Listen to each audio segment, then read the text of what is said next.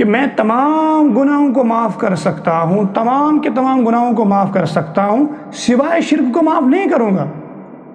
جب مرد نہیں چاہتا کہ میری محبت میں کوئی تیسرا آ جائے تو اللہ تعالیٰ کیسے چاہے گا کہ وَلَئِن سَأَلْتَهُم مَّنْ خَلَقَ السَّمَاوَاتِ وَالْأَرْضَ لَيَقُولُنَّ اللَّهُ۔ مزید ویڈیوز دیکھنے کے لیے مفتی محمد آصف صاحب القاسمی کی چینل کو ضرور سبسکرائب کریں۔ وَجَزَاكُمُ اللَّهُ أَحْسَنَ الْجَزَاءِ۔ اللہ تعالیٰ کو شریکیت پسند نہیں ہے، اللہ تعالیٰ کو شرک پسند نہیں ہے۔ اللہ پاک خود قرآن پاک میں فرماتے ہیں ان اللہ لا یغفر ان یشرک بہ ویغفر ما دون ذلک لمن یشاء، کہ میں تمام گناہوں کو معاف کر سکتا ہوں، تمام کے تمام گناہوں کو معاف کر سکتا ہوں، سوائے شرک کو معاف نہیں کروں گا۔ کیونکہ اللہ تعالیٰ کو شریکیت پسند نہیں کہ اللہ تعالیٰ کے صفات میں، اللہ تعالیٰ کے ذات میں، خالق کائنات میں، اس کی مالکیت میں، اس کی خالقیت میں کسی اور کو شریک کیا جائے، اللہ تعالیٰ کو پسند نہیں ہے۔ جیسے کہ میاں بیوی ہوتے ہیں، میں ایک مثال دینا چاہتا ہوں۔ ایک میاں بیوی ہے اور ایک بیوی ہے، وہ اپنے شوہر کی خدمت بھی کرتی ہے، اس کی ہر ایک بات مانتی ہے، ایک بات سے بھی انکار نہیں کرتی ہے اور اس کی ذرہ برابر بھی نافرمانی نہیں کرتی، مگر وہ یہ بات کہتی ہے، مثال دے رہا ہوں، لفظ وسیم ہم نام لیں گے کہ وسیم، میں نے پورے کائنات کو کہا، میں نے پوری سوسائٹی کو کہا کہ شوہر آپ میرے ہو، مگر رات میں کسی اور کے پاس گزارو گی۔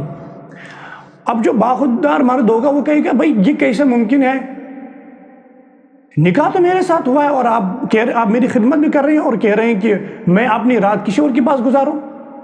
تو ایسا مرد کیا کرے گا، وہ تو کہے گا ٹھیک ہے جائیے، آپ اپنے گھر پہنچ جائیے، میں طلاق نامہ آپ کے گھر پہنچا دوں گا، آپ ٹینشن کے بغیر رہنا، میں طلاق نامہ پہنچا دوں گا۔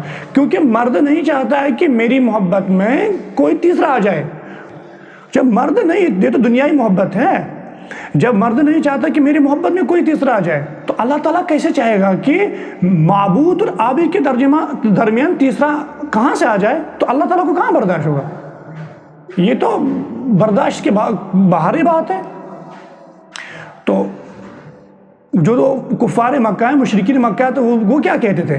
اللہ قرآن میں آیا ہے، آپ ان سے سوال کیجئے وَلَئِن سَأَلْتَهُم مَّنْ خَلَقَ السَّمَاوَاتِ وَالْأَرْضَ لَيَقُولُنَّ اللَّهُ۔ آپ ان سے کہہ دیجئے کہ زمین و آسمان کا مالک کون ہے؟ وہ تو کہیں گے اللہ۔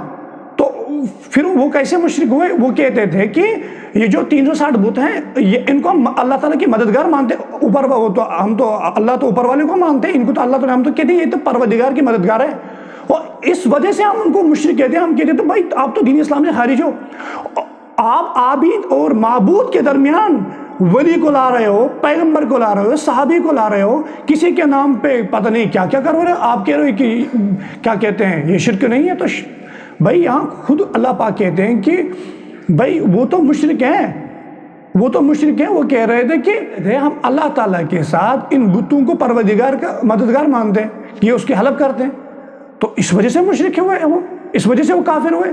یہ جو شرک کرتے ہیں، جو اللہ تعالیٰ کی اختیارات ہے، وہ کسی نبی، صحابی، ولی کے ہاتھ میں دینا، یہ تو عابد اور معبود کے درمیان تیسرے کسی آدمی کو لانا، چاہے وہ کوئی بھی ہو، تو اللہ تعالیٰ کو یہ چیز پسند نہیں ہے۔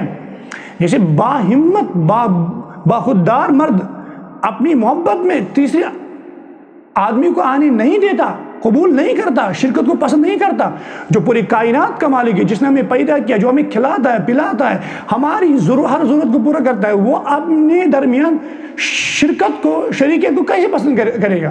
ایسا تو ممکن نہیں ہے۔ ہم دعا کریں گے کہ پروردگار ہم سب کو ایسی غلاظت سے، جو کہ سب سے بڑا گناہ ہے، جو سب بدترین گناہ ہے، ہم سب کو اسے محفوظ رہنے کی توفیق فرمائے۔ جزاک اللہ خیرا و احسن الجزاء۔